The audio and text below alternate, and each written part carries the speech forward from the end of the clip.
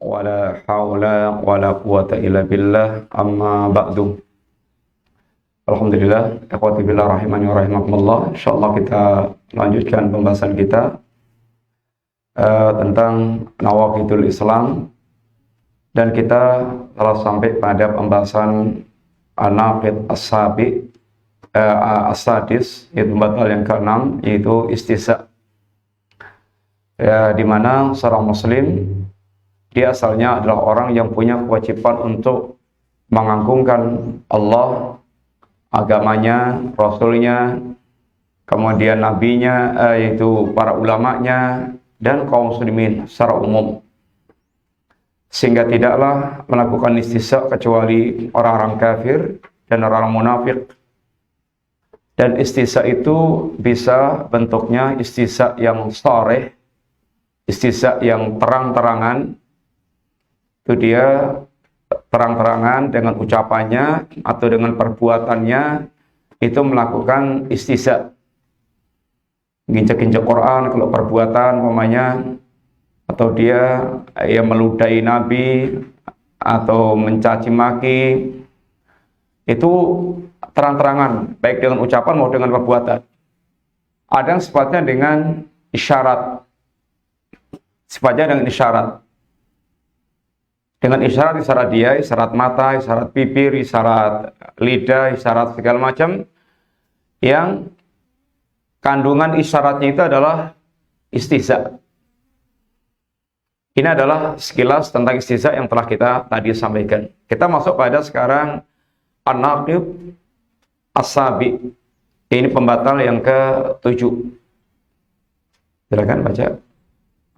قال المؤلف رحمه الله تعالى: السابع السحر ومنه الأقراء والعتق فمن فعله أو رضي به كفر. والدليل قوله تعالى: وما يعلمان من أحد حتى يقولا إنما نحن فتنة فلا تكفر. Ya, tentang as-sihr beliau mengatakan an-naqid as-sabi itu as-sihru, sihir. Wa minhu, dan di antara sihir itu adalah as-sarfu. As-saraf itu memalingkan, memisahkan, saraf. Sehingga yang tadinya dia hidup harmonis, lengket, runtang-runtung, kemudian menjadi pisah, menjadi hatinya saling membenci. Ini adalah as-saraf. Wal-atfu, dan al-atfu. Al-fat itu melengketkan. Tadinya nggak punya rasa apa-apa, tahu-tahu kemudian kekindil-kindil, itu dia lengket. Terus dia pengennya itu adalah ketemu lengket. Ini adalah al-atfu. Faman fa'alahu aw radiya bihi kafar. Barang siapa dia melakukan sihir, praktek-praktek sihir, belajar maupun mengajar atau mempraktekannya, aw radiya bihi, atau sekedar ridha. Orang yang ridha itu walaupun nggak praktek, maka dia jatuhnya adalah kekafiran. Dia tidak praktek menjadi orang komunis, tetapi dia ridha dengan komunis, maka keridhaan itu menjadikan dia kafir. Dia jilbaban tidak lepas jilbab, tapi dia jilbaban, tapi dia ridha, dan yaitu penghalalan bahwa dalam Islam tidak ada syariat jilbab, maka dia yaitu kafir. Dia tidak ikut musyrik, tidak ikut melakukan perbuatan syirik, tapi hatinya ridha dengan syirik, maka dia kafir dengan ini keridhaannya tersebut. Walaupun dia tidak ikut praktek melakukannya. Karena dalam agama kita rukunnya adalah al-kufru bit-taghut wa yu'min billah. Harus ada al-bara'ah, ada pengingkaran, ada penolakan, dan ada loyalitas. Barang siapa mengamalkan sihir atau dia ridha para sihir, maka dia telah kafir. Dalilnya adalah wa ma yu'allimani min ahadin, dan tidaklah keduanya mengajarkan sihir kecuali hatta yaqula, hingga keduanya mengatakan innama nahnu fitnatun, kami hanya fitnah, fala takfur, maka jangan kamu kufur. Poin ini ikhwati billah, ada beberapa poin yang bisa kita poinkan. Satu, tentang definisi sihir. Apa itu sihir? Para ulama menyebutkan sihir ini tidak mungkin bisa didefinisikan dengan pembatasan yang jelas. Sehingga di antara ungkapannya adalah sihir itu adalah yaitu ma khafiya wala tufa sababu. Sesuatu yang sebabnya itu sangat samar dan lembut dan samar. Semua yang tersusun dari huruf sin, ha, ro itu memiliki makna kesamaran. Umpamanya sahur. Dikatakan waktu sahur karena waktu ini waktu yang samar. Malam gelap gulita juga tidak, tapi terang benderang siang juga tidak, samar. Sihir adalah sesuatu yang sangat samar. Sebabnya atau sangat samar. Dan ada perbuatan-perbuatan yang diungkapkan dengan sihir. Karena bisa di sisi pengaruhnya. Inna minal bayani la sihra. Sesungguhnya di antara penjelasan itu betul-betul merupakan sihir. Kalau penjelasan itu adalah dalam rangka menjelaskan al-haq, dia menjelaskan dengan sangat gamblang, mengagumkan, membuat orang itu betul-betul kemudian terpukau dengan penjelasannya. Ini kayak orang yang tersihir. Tapi ini dalam urusan dia mendapatkan penjelasan tentang al-haq, itu adalah terpuji. Di antara para nabi ada orang yang mereka juga memiliki kefasihan dalam ungkapan. Di antaranya Nabiullah Syu'aib yang dikatakan khatibnya para nabi. Demikian pula di antara manusia dan orang mereka itu memiliki bayan yang sangat memukau, penjelasan yang sangat memukau. Ini suatu yang terpuji. Adapun sebagian orang bisa menjelaskan kebatilan sehingga nampak kebenaran karena hebatnya menjelaskan sehingga orang terpukau dan terpengaruh dengan penjelasannya itu. Ini adalah kebatilan, adalah keburukan. Ini dia seakan-akan menyihir manusia dengan penjelasan-penjelasan tersebut sehingga sesuatu yang batil bisa seakan-akan tergambar sebagai suatu hal yang hak, sebagai hal yang benar. Ini secara bahasa. Adapun secara istilah, sebagian mereka mengungkapkan adalah dengan ungkapan ini al-asaim war-ruqa wal-uqat tu'athiru fil abdan wal qulub. Sihir itu adalah al-asaim, asimah, waruqa, jampi-jampi, wal-uqat, bundelan-bundelan, yang bisa berdampak kepada badan dan kepada hati. Sihir biasanya bentuknya adalah ruqa, jampi-jampi, wal-uqat, bundelan-bundelan, nafathati fil uqat. Ini perempuan-perempuan yang mereka mengembuskan di buhul-buhul. Yang sihir ini bisa berdampak kepada badan dan hati. Orang sakit, dia terkapar di tempat tidur, nggak bisa ngapa-ngapain. Tapi kalau dicekkan di lab atau diperiksa, nggak ada kelainan, jantungnya sehat, parunya sehat, segala macam sehat, baik-baik semua. Tapi orangnya ini sakit. Bisa berdampak pada sakit, bisa berdampak pada bahkan sampai pada kematian. Ada orang mereka tersihir sampai puluhan tahun. Dan bisa berdampak pada hati. Seperti hatinya jadi semrowong, adanya itu hanya mangkel, terus dia pengen marah terus, ada kebencian. Ini adalah ungkapan di antara sebagian ulama, ungkapan sihir. Sihir ini ada yang hakiki, ada yang takhyili. Sihir ini ada yang hakiki dan ada yang takhyili. Sihir yang hakiki, sihir yang betul-betul memiliki dampak kepada badan dan kepada hati. Bisa menimbulkan sakit atau bahkan sampai pada kematian.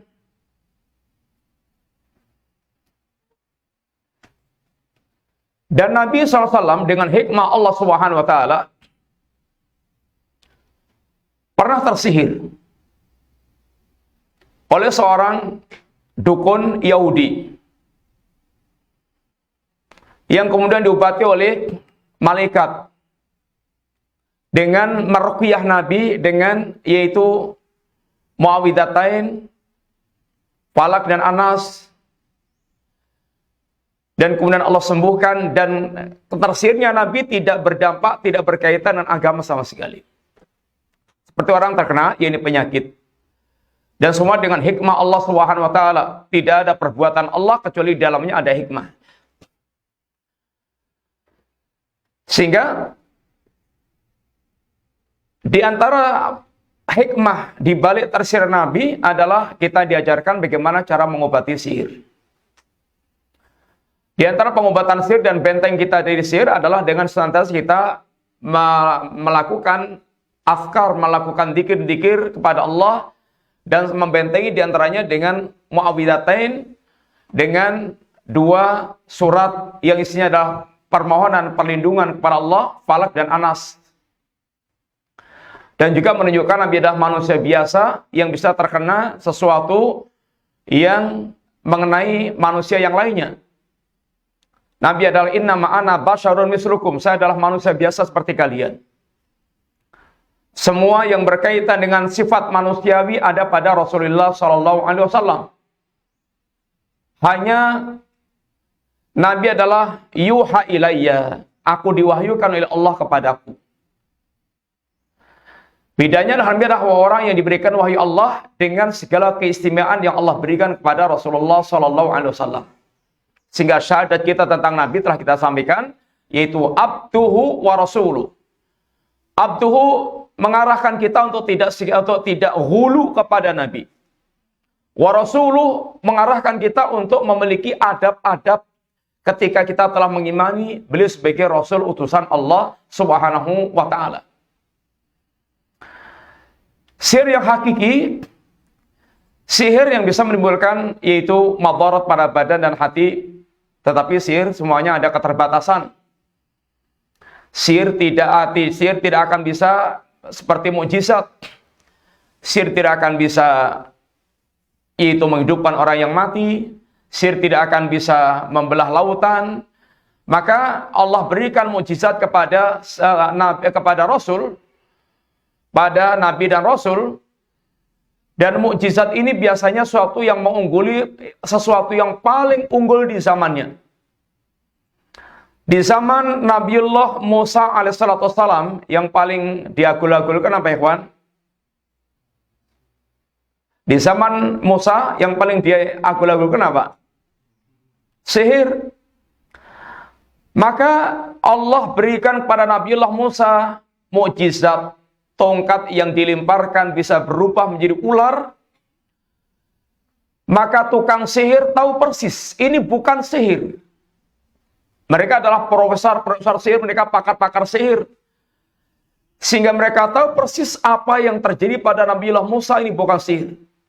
Yang menjadikan mereka kemudian beriman kepada Allah SWT. Dan kemudian diancam bantai oleh Fir'aun kepada para tukang sihir. Kemudian juga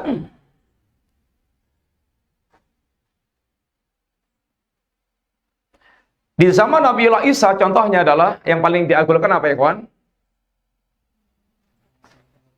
Apa? Ketabiban, ini pengobatan.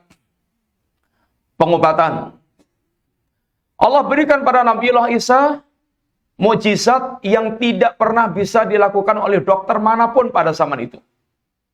Di antaranya menghidupkan orang yang mati. Ini mukjizat. Mukjiz yang melemahkan. Sehingga mukjizat dikatakan mukjizat, ini mukjiz yang melemahkan. Yang tidak bisa diungguli oleh yang lain.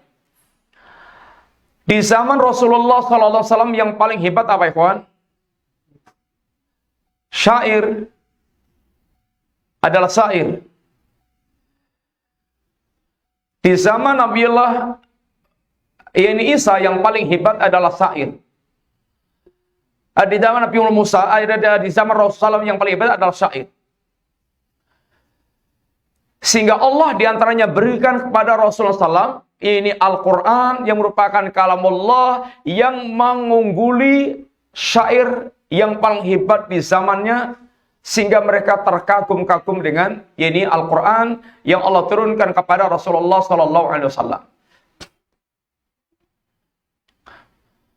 Alhamdulillah, ini mujizat. Sehingga tukang sihir Fir'aun tahu persis apa yang dilakukan Nabiullah Musa adalah bukan sihir. Sehingga menjadikan mereka kemudian beriman kepada Nabiullah Musa alaihissalam. Yang kedua, sihir yaitu di antara macam sihir adalah sihir takhyili, di mana orang dihayalkan dalam pandangan matanya. Dihayalkan sesuatu. Ini sebagaimana yang terjadi pada ini tukang sihirnya Fir'aun yang menyihir manusia dalam bentuk menghayalkan, menyihir mata-mata manusia, terhayalkan untuk melihat tali itu menjadi ular. Maka disebutkan dalam ayat, falamma alqaw saharu ayunan nas. Ketika mereka melemparkan tali temali mereka, maka mereka itu mensihir mata-mata manusia. Mensihir mata-mata manusia. Dalam ayat yang lainnya dengan ungkapan faida hibaluhum wa isiyuhum yuhayyalu ilaihi min sihrihim anna tas'a. Ketika tali temali itu dilemparkan, maka dihayalkan kepada Musa tentang sihir mereka, seakan-akan tali temali yang dilemparkan oleh para tukang sihir itu adalah ular yang bergerak. Ini ular yang bergerak. Terhayalkan, tergambarkan di dalam pandangan mata manusia. Sehingga ada sihir yang sifatnya adalah penghayalan, penipuan terhadap yaitu pandangan manusia. Para ulama mereka menghukumi sihir ini, jumhur mengatakan tentang kafirnya tukang sihir. Dan sisi kekafiran sihir ini dari dua sisi. Yang pertama, kerjasama mereka dengan syaitan. Dan syaitan tidak akan memberikan bantuan kepada manusia kecuali dengan mengambil mahar, dan maharnya rata-rata mahar kekafiran, mahar kekufuran, mahar kesyirikan. Sehingga mereka telah menjadi budak-budaknya syaitan. Sehingga di dalam ayat dikatakan, Allah akan bertanya kepada syaitan atau jin di hari kiamat kelak, ya ma'saral jinni, qad istakthartum minal insi. Wahai segenap bangsa jin, kalian telah memperbanyak pengikut dari kalangan manusia. Apa jawaban yang disampaikan? Dan jawaban ini disampaikan oleh wali-wali syaitan dari kalangan manusia. Wa qala awliya'uhum minal insi.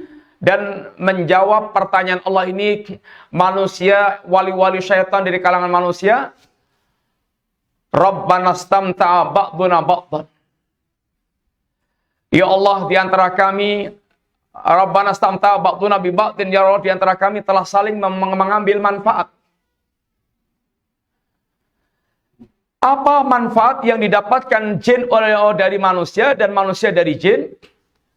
jin telah mendapatkan penghormatan, ketaatan, dan ketundukan manusia kepada jin. Ini yang diinginkan. Kana rijalul minal insi ya'uduna birijalil minal jini fazadahum rohaqa. Ada sebagian manusia yang mereka berlindung kepada jin dari ada laki-laki di kalangan jin. Kemudian sikap manusia yang minta perlindungan kepada jin ini membuat jin itu semakin durhaka, semakin gembilu karena dia semakin dianggap besar. Dan manusia semakin merasa hina di hadapan jin.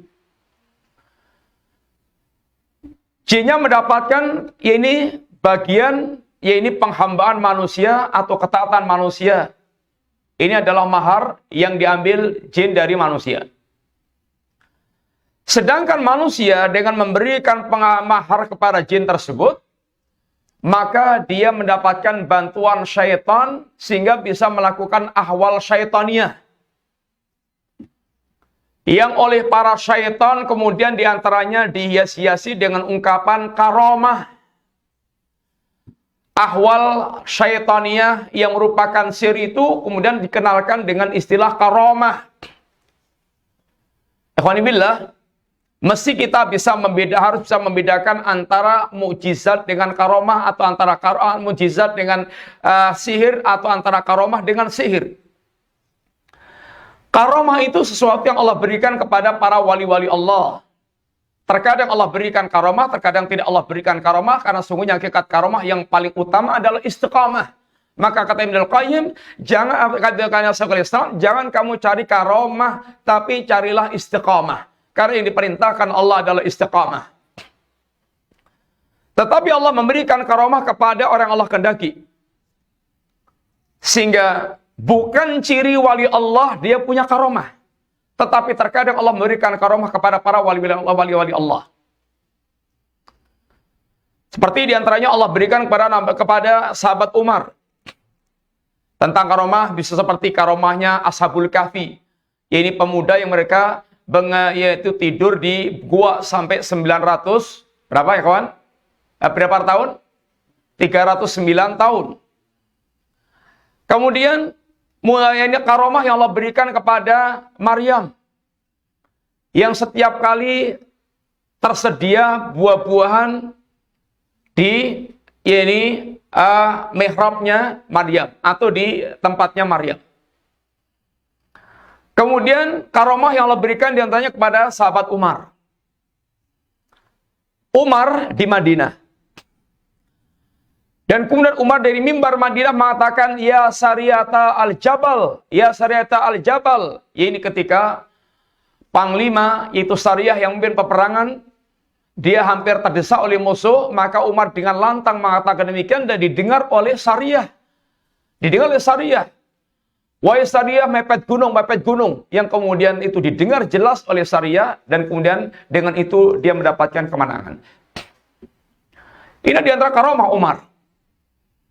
Demikian pula karomah di antara sahabat yang lainnya yang Allah yang banyak diceritakan di dalam sejarah, kisah-kisah, karomah para wali. Tetapi karomah ini tidak menentukan kemuliaan seseorang. Tidak mesti orang yang mendapatkan karomah lebih mulia dibandingkan dengan yang tidak mendapatkan karomah. Abu Bakar dengan Umar mulia mana, ikhwan? Abu Bakar As-Siddiq. Sepakat umat bahwasanya Abu Bakar As-Siddiq lebih utama dibandingkan dengan Umar. Tetapi berkaitan dengan karomah yang didapatkannya, Umar lebih banyak dibandingkan dengan Abu Bakar As-Siddiq. Sehingga para ulama ingin tegaskan, karomah yang sesungguhnya adalah istiqamah di atas agama. Abu Bakar As-Siddiq tidak pernah ragu dengan Rasulullah SAW. Abu Bakar As-Siddiq bagaimana teguhnya, benarnya sikap beliau ketika perjanjian Hudaybiyah di saat Umar sempat ragu. Saat wafatnya Rasulullah SAW, bagaimana Umar termasuk orang yang panik dan bahkan mengancam orang yang mereka mengatakan Muhammad telah wafat. Sedangkan Abu Bakar As-Siddiq dalam kondisi tenang memastikan wafatnya Nabi dan kemudian memberikan nasihat kepada manusia. Kemudian saat memerangi orang-orang murtad yang tidak membayar zakat juga, bagaimana Umar memprotes sikap Abu Bakar, dan Abu Bakar dalam posisi yang benar. Sehingga dilihat dari sisi istiqamah, maka Abu Bakar lebih unggul dibandingkan dengan Umar bin Khattab. Tapi dilihat dari sisi karomah dalam pemberian, yaitu keluar biasaan, Umar Allah berikan beberapa karomah yang tidak dimiliki oleh atau diberikan kepada Abu Bakar As-Siddiq radhiyallahu anhu. Dan ini karomah Allah berikan kepada seorang karena tujuan tertentu untuk menguatkan iman atau untuk sebuah yaitu pengukuhan. Ini adalah di antara adalah ini tentang masalah ini karomah. Bedanya dengan sihir, ikhwan. Kalau karomah itu diberikan kepada orang yang betul-betul mereka beriman dan bertakwa, wali-wali Allah Ta'ala. Mereka adalah ahlul iman dan ahlul takwa. Tetapi kalau sihir itu dimiliki oleh orang yang mereka durhaka dari kalangan kafir sekalipun, bahkan atau musyrik atau fajir, mereka bisa mendapatkan ahwal syaitaniah, ini sihir. Sehingga ketika Imam Syafi'i memberikan nasihat kepada seorang, idza ra'aitumullaha, kalau kamu melihat idza ra'aitumur rajula yamsi 'alal ma' wa yatiru fil hawa fala tusaddiquhu wa la takhtaru bih hatta ta'lamu mutaba'atahu li Rasulillah sallallahu alaihi wasallam. Kalau kamu melihat ada orang yang mereka bisa berjalan di atas air, bahkan bisa terbang di udara, jangan kamu benarkan perkaranya dia dulu, jangan kamu benarkan dulu perkaranya, dan jangan kamu tertipu dengan dia sampai kamu tahu persis tentang itibaknya kepada Rasulullah Sallallahu Alaihi Wasallam. Sehingga seorang mukmin yang faham tidak akan tertipu dengan ahwal syaitaniyah. Nabi-nabi palsu, dia memiliki ahwal syaitaniyah yang sangat menakjubkan, yang sangat mengagumkan. Tapi seorang mukmin yang mereka paham tentang agamanya tidak akan tertipu dengan model-model ahwal syaitaniyah. Sihir itu bisa diulang, bisa dipelajari. Karomah nggak bisa dipelajari, nggak bisa diulang. Karomah nggak bisa dipelajari. Belajar untuk mendapatkan karomah nggak ada, sekolahnya nggak ada, nggak ada perguruannya. Adapun orang yang mereka mendirikan perguruan karomah, ini perguruan untuk mendapatkan karomah, ini sesungguhnya adalah sihir yang mereka ini pelajari. Walaupun dia pakai jubah, pakai atau imamah, pakai ini tasbih, hakikatnya adalah sihir. Kemudian karomah itu nggak bisa diwariskan, sihir bisa diwariskan. Ini adalah di antara perbedaan antara karomah dengan sihir.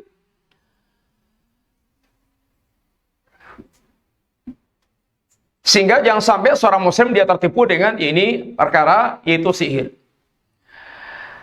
Sisi kekafiran sihir pertama ini karena mereka telah bekerja sama dengan syaitan dan syaitan mengambil marmar kekafiran atau kesyirikan. Yang kedua, klaim mereka mengetahui tentang perkara yang gaib. Klaim mereka mengetahui tentang perkara yang gaib. Padahal la ya'lamul ghaiba illallah. Maka padahal tidak ada mengetahui perkara yang gaib kecuali hanya Allah Subhanahu wa taala. Kemudian sihir ini hukumannya adalah haddus sahir darbatun bisayf. Hukuman bagi tukang sihir adalah mereka dipenggal, ini dibunuh. Baik sihirnya itu baik itu ini dia bertaubat atau tidak bertaubat, adalah dia dibunuh. Karena termasuk di antara melakukan ini kerusakan. Adapun Imam Syafi'i merinci sihir itu yang kafir kalau sihir yang berkaitan dengan syaitan. Tetapi kalau sihir itu berkaitan dengan pengobatan atau dari ramuan-ramuan obat, maka tidak kafir. Tetapi ini akan bisa berbahaya, akan bisa membukakan celah-celah pintu sihir. Jangan sampai kita membuka celah-celah pintu sihir, mesti ditutup rapat-rapat, karena akan bisa seorang mereka, yaitu menggunakan dalih-dalih tersebut untuk melakukan sihir. Yang Allah mengatakan la yuflihu sahir haitsu ata. Tukang sihir itu tidak akan pernah beruntung dari arah manapun, tidak akan pernah beruntung. Tukang sihir dari arah manapun tidak akan pernah beruntung. Ikhwani billah, ayat yang menjelaskan tentang sihir ini yang paling jelas, paling kuat diantaranya tadi dalam surat Al-Baqarah ayat yang ke-102. Surat Al-Baqarah ayat yang ke-102. Yang Allah Subhanahu wa taala menegaskan di ayat itu ada beberapa poin yang menunjukkan tentang kekafiran sihir. Wattaba'u ma tatlu syayatinu ala mulki Sulaiman wa ma kafara Sulaimanu. Mereka mengikuti apa yang dibacakan oleh syaitan di zaman kerajaan Nabiullah Sulaiman. Dan Sulaiman tidaklah kafir karena Sulaiman tidak mengajarkan sihir. Dan di sini Allah menamai sihir dengan kekafiran. Wa ma kafara Sulaiman, Sulaiman tidak kafir, jadi maksudnya sihir itu adalah perbuatan kekafiran. Sehingga Sulaiman tidak melakukan perbuatan kekafiran. Walakinna syayatina kafaru. Tetapi syaitanlah yang kafir. Dengan mengayaitu dengan apa? Yu'allimunan nasa sihra. Yang syaitan itu mengajarkan sihir kepada manusia. Wa ma unsila alal malakaini bi Babila Harut wa Marut. Dan tidaklah diturunkan dua malaikat di Babil, yaitu Harut dan Marut. Yang kedua malaikat ini wa mayu alimani min ahadin, tidaklah keduanya mengajarkan sihir hatta yaqula, sampai keduanya mengatakan innama nahnu fitnatun, kami ini adalah fitnah. Fala takfur, maka kamu jangan kufur. Fayata'allamuna minhuma ma yufarriquna bi bainal mar'i wa zawji. Mereka manusia itu mempelajari dari kedua malaikat tadi sihir apa yang bisa memisahkan antara suami dan istri atau istri dan suaminya. Wa ma hum bidarrina bi min ahadin illa biidznillah, dan semua dampak-dampak sihir itu tidak akan bisa terjadi kecuali dengan izin Allah, itu dengan takdir Allah. Wa yata'allamuna ma yadurruhum wa la yanfa'uhum, dan mereka mempelajari apa yang tidak memberikan madarat dan tidak memberikan manfaat. Wa laqad alimu laman istarahu ma lahu fil akhirati min khalaq, dan mereka sungguh telah mengetahui bahwa orang yang mereka mempelajari sihir, maka mereka ini tidak mendapatkan bagian apapun di akhirat kelak. Wala bi'sa ma syaraw bi anfusahum, dan sangat buruklah apa yang mereka beli untuk diri mereka sendiri, law kanu ya'lamun, kalau mereka mengetahui. Ayat ini ikhwani billah, dan lanjutannya adalah walau annahum amanu wattaqau, seandainya mereka itu beriman dan bertakwa kepada Allah taala, lamathubatun min indillahi khairun, niscaya mereka akan mendapatkan balasan yang lebih baik dari sisi Allah Subhanahu wa taala. Law kanu ya'lamun, seandainya mereka mengetahui. Sisi kekafiran dari ayat ini tentang masalah sihir, satu, yaitu dari perkataan Allah, wa ma kafara Sulaiman, bahwasanya Sulaiman tidak kafir. Artinya apa yang dilakukan berkaitan dengan amalan sihir adalah kekafiran. Yang kedua, walakinna syayatina kafaru yu'allimuna nasa sihra, tetapi syaitanlah yang kafir yang telah mengajarkan sihir kepada manusia. Yang menunjukkan bahwasanya mengajarkan sihir adalah kekafiran. Mempelajari dan mengajarkan sihir adalah yaitu kekafiran. Yang ketiga pada kalimat wa ma yu'allimani min ahadin hatta yaqula innama nahnu fitnatun wa fala takfur. Dan tidaklah kedua malaikat itu mengajarkan sihir kecuali keduanya mengatakan nahnu fitnatun, kami ini adalah fitnah, ujian. Fala takfur, maka janganlah kufur. Sehingga mempelajari sihir adalah kekafiran. Yang keempat adalah ungkapan Allah, walaqad alimu laman istarau malau fil akhirati min khalaq. Dan mereka mengetahui bahwasanya orang yang mereka mempelajari sihir itu dia telah membeli apa yang di akhirat sama sekali dia tidak mendapatkan bagian sama sekali. Orang yang di akhirat tidak mendapatkan bagian sama sekali adalah kekafiran, adalah kafir. Kalau dia masih muslim, di akhirat dia masih mendapatkan yaitu bagian. Di akhirat dia masih mendapatkan bagian. Seorang muslim, seandainya dia masuk neraka, dia dengan Islamnya akan dikeluarkan dari neraka. Adapun orang yang kafir, maka di akhirat dia tidak mendapatkan bagian sama sekali. Yang kelima, walau annahum amanu wattaqau, seandainya mereka itu beriman dan bertakwa. Ini menunjukkan bahwasanya orang yang mereka mempelajari sihir atau mengamalkan sihir itu menafikan iman dan takwa, itu menghilangkan iman dan takwa. Ini adalah 5 sisi atau beberapa sisi yang berkaitan dengan kekafiran, yaitu sihir. Qanimillah, ini adalah di antara pembatal yaitu Islam yang kita pelajari pada siang hari ini, yaitu yang ke-6, yang kelima, yang ke-6 dan ke-7. Kita cukupkan sekian dulu saja waktu siang. Kita sisanya untuk silakan kalau tanya, silakan tanya. Kalau enggak ya kita ini tutup. Antum habis zuhur belum makan, ngantuk-ngantuk nanti. Dan nunggunya juga dari pagi. Ini kita cukupkan dulu sekian. Mudah-mudahan manfaat, ikhwan. Ada pertanyaan? Atau ditanya?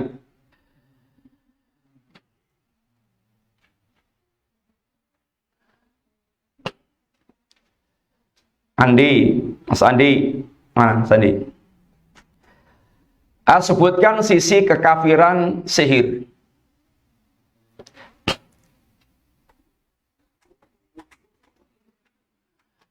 Sebutkan sisi kekafiran sihir. Untuk jangan cari-cari gitu, tadi lu udah dengar kan, tinggal jawab gitu.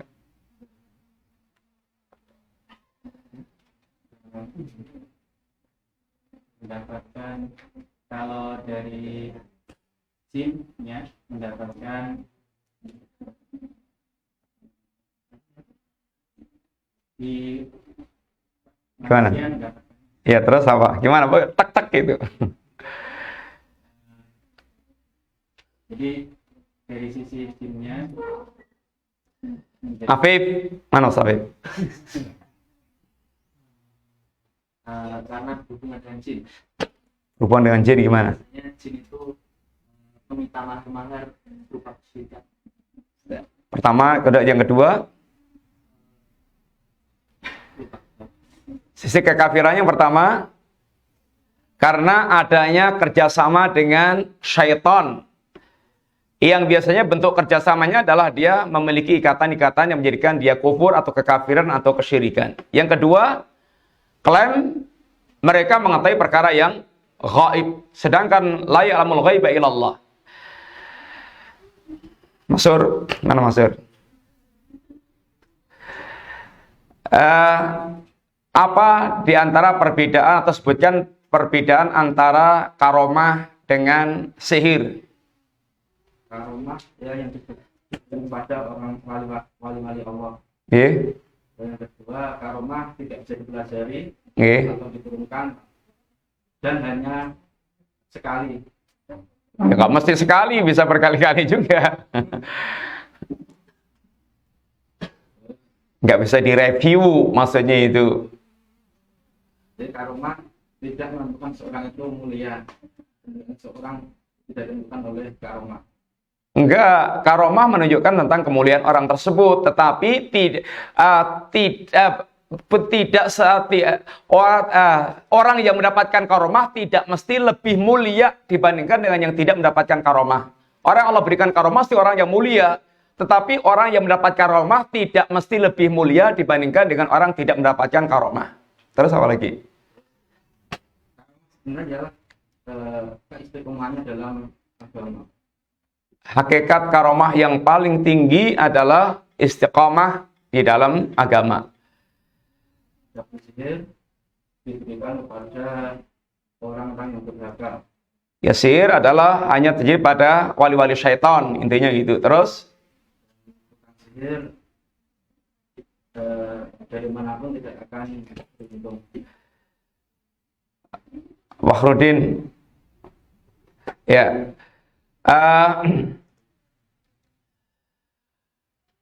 bagaimana atau terangkan tentang pembatal Islam yang kelima. Ini mereka membenci apa yang dibawa oleh Rasulullah Sallallahu Alaihi Wasallam.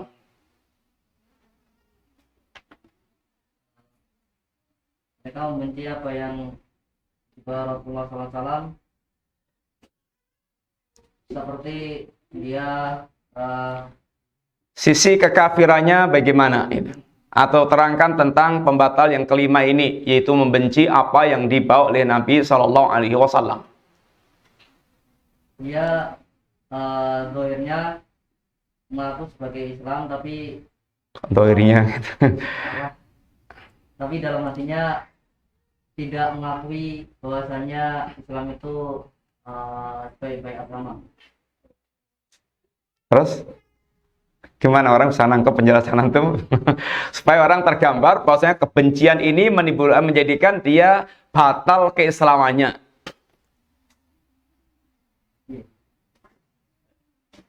Tadi keterangannya gimana keterangannya tadi? Dia membenci Abdurrahman.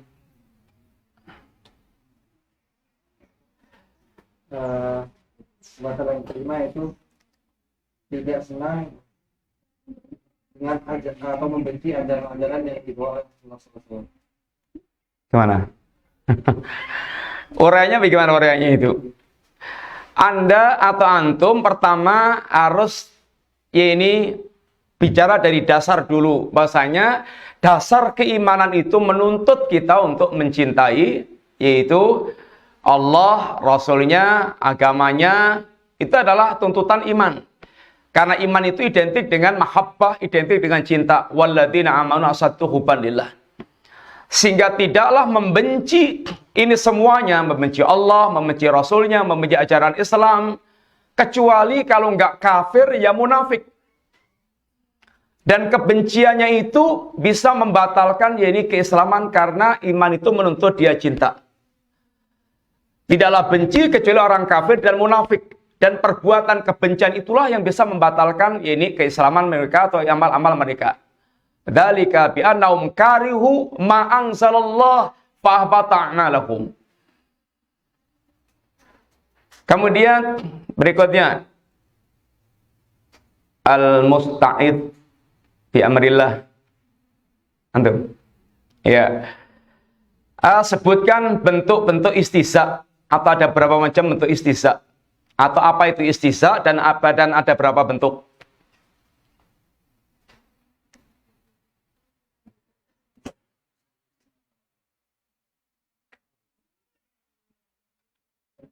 Istihza ada berapa macam?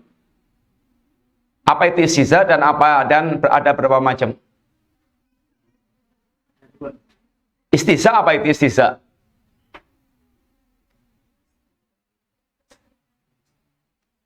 Istihza apa tadi istihza?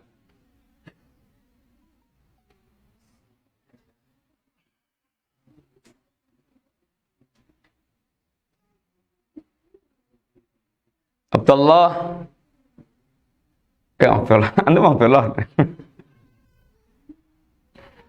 Itu adalah pelecehan atau Ya, istihza adalah menghina atau melecehkan, memperolok-olok. Ada berapa macam? Ada berapa macam? Al-musta'id.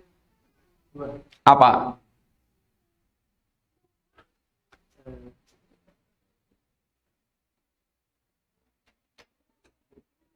Bisa dua, enggak bunyi-bunyi.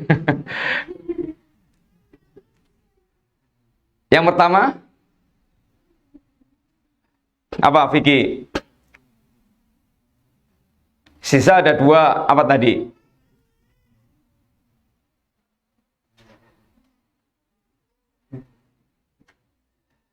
Muhammad Mikdad. Hah? Antum ya? Apa? Sore dan isyarat. Iya.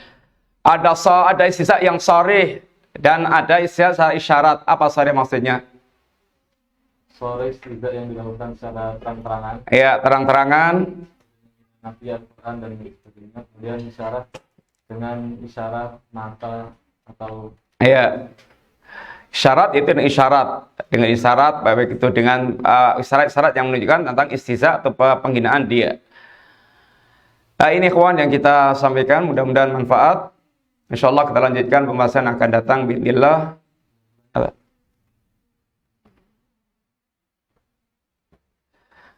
Apakah setiap orang yang beriman berpeluang menjadi orang munafik dan orang yang selalu berbuat maksiat dan dosa besar tapi masih salat juga termasuk orang munafik? Setiap orang atau setiap orang yang beriman itu semuanya berpeluang menjadi munafik. Karena munafik itu adalah penyakit nifaq. Dan setiap muslim hendaknya ada kekhawatiran kalau dia akan terjatuh ke dalam sikap-sikap munafikin. Umar ibn Khattab, orang yang sekelas Umar ibn Khattab, yang kita tahu keislamannya, yang kita tahu jasanya, yang kita tahu tentang luar biasa tingkat ketakwaannya.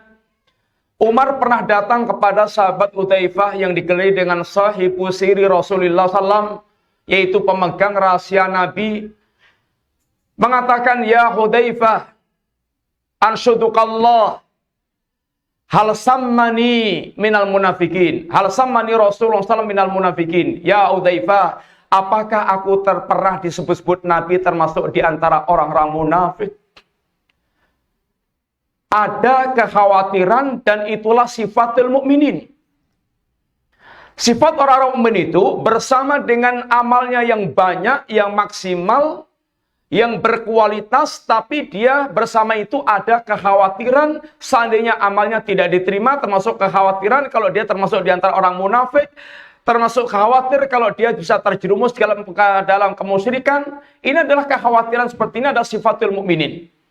Yang Allah mengatakan, walladzina yu'tuna ma ataw wa qulubuhum wajilatun annahum ila rabbihim raji'un. Di antara tanda orang mukmin itu adalah mereka melakukan berbagai macam amal-amal ketaatan, tapi bersama dengan amal-amal ketaatannya itu dia ada kekhawatiran seandainya amalnya tidak diterima oleh Allah Subhanahu wa taala. Yang Aisyah radhiyallahu anha, beliau ketika mendapatkan ayat itu bertanya kepada Nabi, ya Rasulullah, ahumul ladzina yasrabunal khamra wa yasrikun. Apa ya Rasulullah, apakah mereka orang minum khamr dan mereka itu mencuri, kok mereka itu takut? Kata Nabi, la ya bintas siddiq, tidak wahai bintas siddiq. Mereka itu bahkan walakin yusallun wa yasumun wa yatasaddaqun wa hum yakhafun alla tuqbala minhum. Mereka ini bahkan orang yang sholat, orang yang berpuasa, orang bersedekah, bersama itu mereka punya rasa takut seandainya mereka tidak diterima amalnya. Dan itu bukan merupakan bentuk putus asa. Bahkan di balik itu adalah ada ini sifat-sifat yang mulia, yaitu mereka akan memperbanyak amal, mereka akan selalu muhasabah dengan amalnya, mereka tidak akan terhinggapi penyakit ujub dan sombong karena mereka nggak tahu amal mereka diterima atau tidak.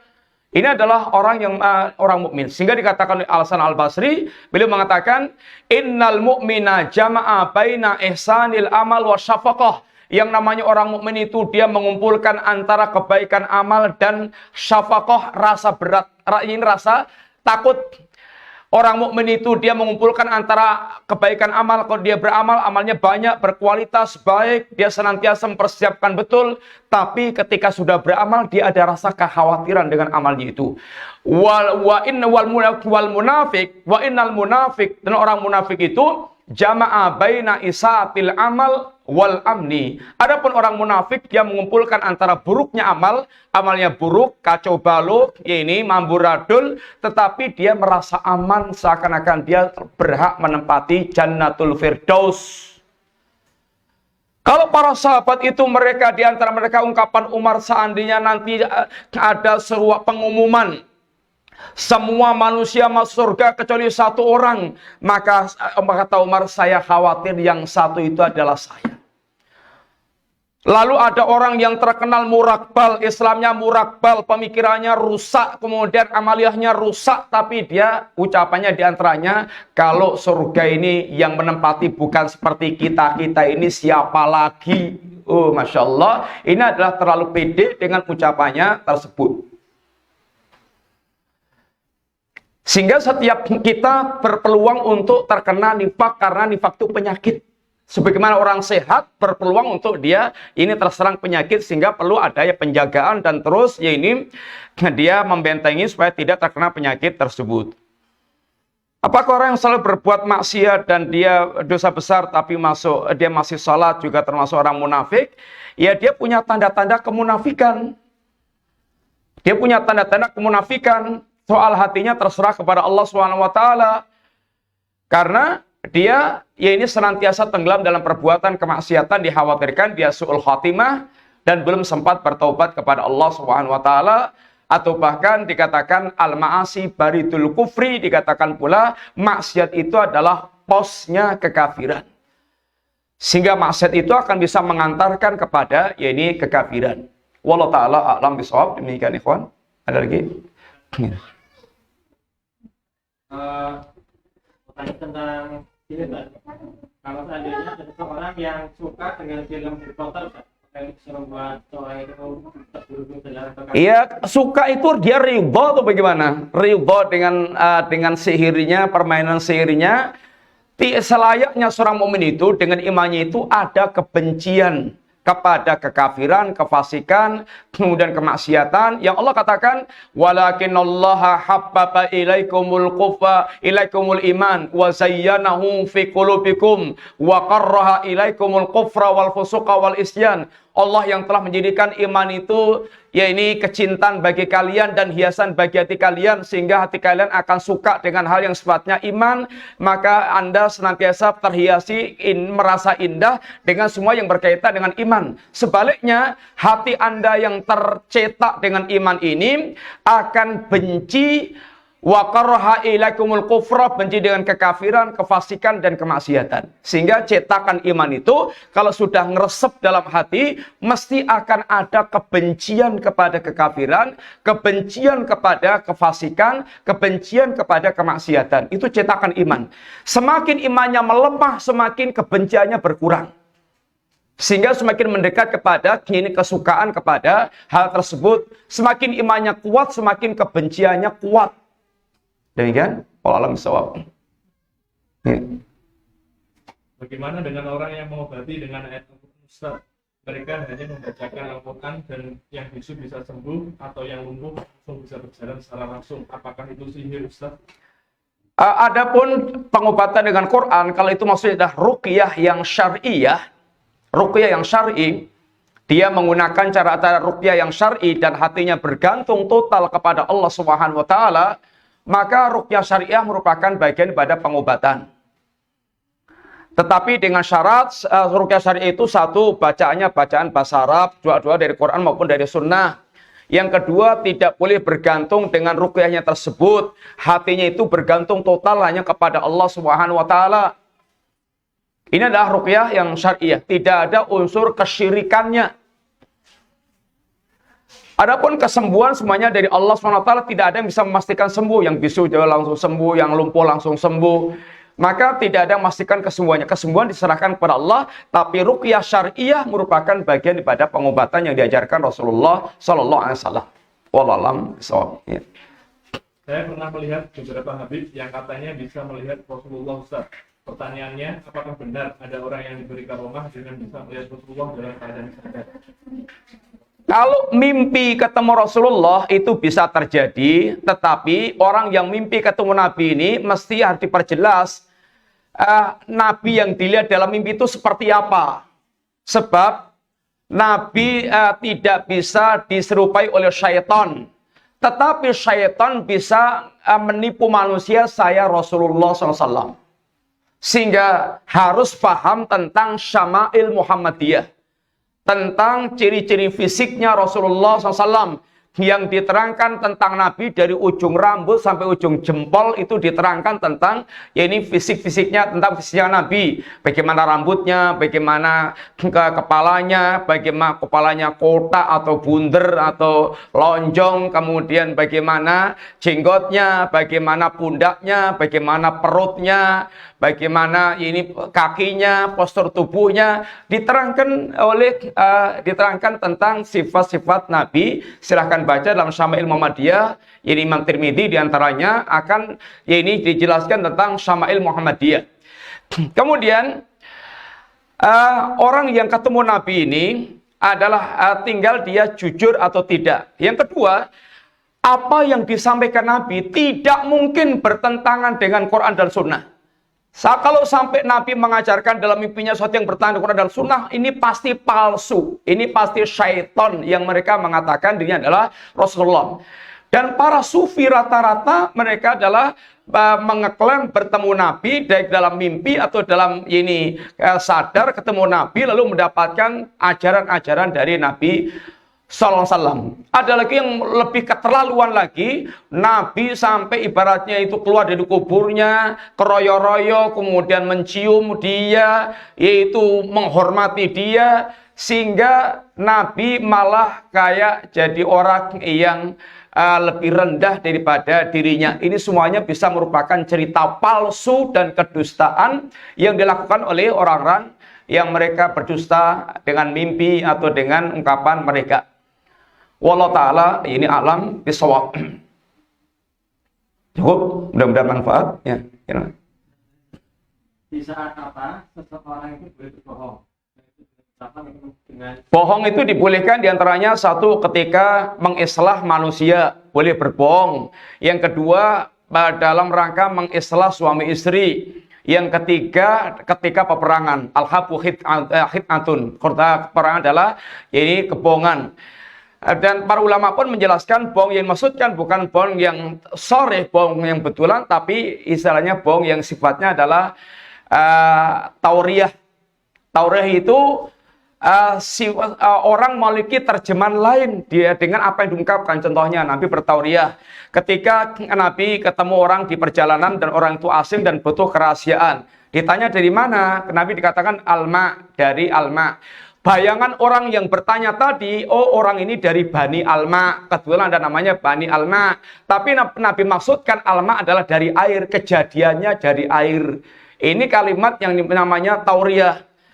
Abu Bakar As-Siddiq ketika berjalan dengan Nabi, ketemu orang di jalan dan ini perlu kerahasiaan, ditanya siapa dia itu, kata Abu Bakar Al-Hadi.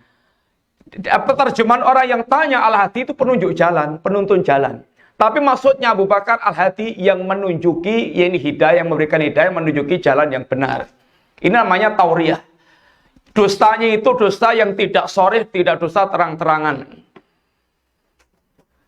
Ya, kalau ya bisa ungkapan kalau suami istri bagaimana ya yang tahu sendiri gimana dusta-dusta yang kira-kira bisa kembali ngelengketkan suami istri. Wah, kamu itu so antik, moblong-moblong. Padahal kayak jiblorong. Ya, intinya ada unsur kedustaan tapi dalam rangka untuk bisa merekatkan kembali suami istri yang bermasalah atau mengislah dua orang ya ini yang bermasalah. Kamu itu selalu didoakan si fulan. Dia selalu mendoakan kamu yang soleh itu di setiap sholatnya. Memang dalam sholat kita mendoakan setiap orang soleh, kita doakan dalam tahiyat kita tersebut. Itu diantaranya walau alam bisawab, ini dusta-dusta yang dikatakan ini dusta dalam bentuk tauriyah, bukan dusta yang sharih. Walau alam bisawab. Demikian ikhwan, kita juga sekian. Terima kasih banyak. Jazakumullah khair. Insyaallah sisanya satu lagi pertemuan, mudah-mudahan Allah berikan kemudahan. Wassallallahu ala nabiyina Muhammadin wa ala alihi wasallam. Subhanakallahumma wa bihamdika asyhadu an la ilaha illa anta astaghfiruka wa atubu ilaik. Assalamualaikum warahmatullahi wabarakatuh.